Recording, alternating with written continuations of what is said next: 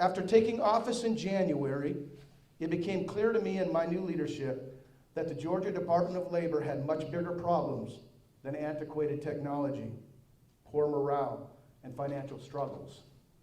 Before long, my suspicions led me to request an internal investigation of the finance department to be conducted by my internal legal team.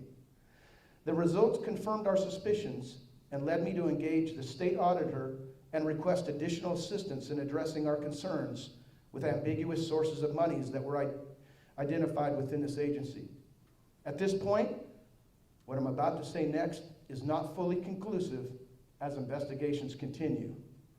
The findings do not constitute a full scope audit, but do reveal that over a period of the last 9 years, the prior commissioner and at least a few members of his leadership colluded to intentionally avoid properly disclosing over $105 million to the state and federal government.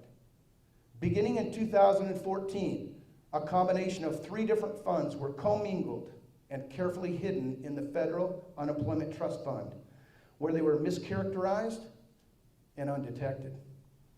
In August 2020, some nearly $49 million were transferred out of this trust fund just before the trust fund became insolvent due to the effects of COVID-19 to prevent the federal government from drawing these funds down and paying benefits. The funds were transferred to the Georgia Department of Labor administrative account for a few days, and then transferred again to the unemployment tax clearing account, where it grew without interest. I'd like to highlight that the movement of these funds to a non-interest bearing account cost the state millions of dollars. 679 days later, the fund was transferred back to the Federal Unemployment Trust Fund, where again it began drawing interest. These funds were a combination of administrative assessment fees, employer penalty and interest fees that were never remitted to the state treasury.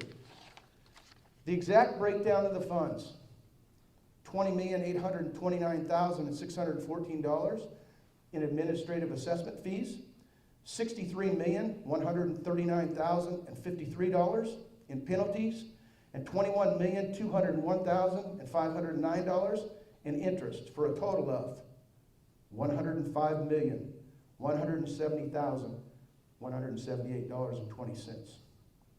On August 4th, I ordered my interim chief financial officer, who is with us here, to transmit the entire balance to the state treasury.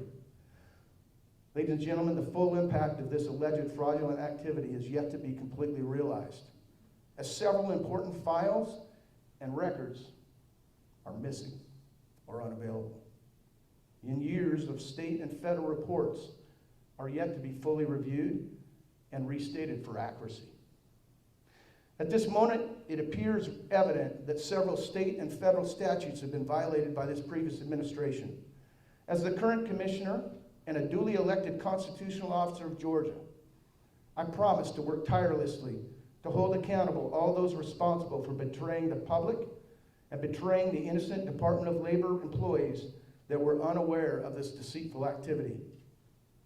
To summarize, the previous administration did not properly disclose over $105 million to the state and federal government. Our office is dedicated to following through with a thorough investigation to hold these responsible accountable, and we'll do so with 100% transparency. No one is above the law, and I hope that everyone connected to this investigation will voluntarily and openly cooperate with officials as we seek to restore confidence in this agency. I am grateful to the executive branch, the legislative branch, the Attorney General, Georgia's Office of Inspector General, and Georgia's Department of Audits and Account for their assistance and cooperation and their resolve to conduct these investigations. Again, ongoing investigations. Additionally, in accordance with the law, we are fully cooperating with the United States Department of Labor and the United States Office of Inspector General in their investigation into this matter. Thank you, and I'll take some questions.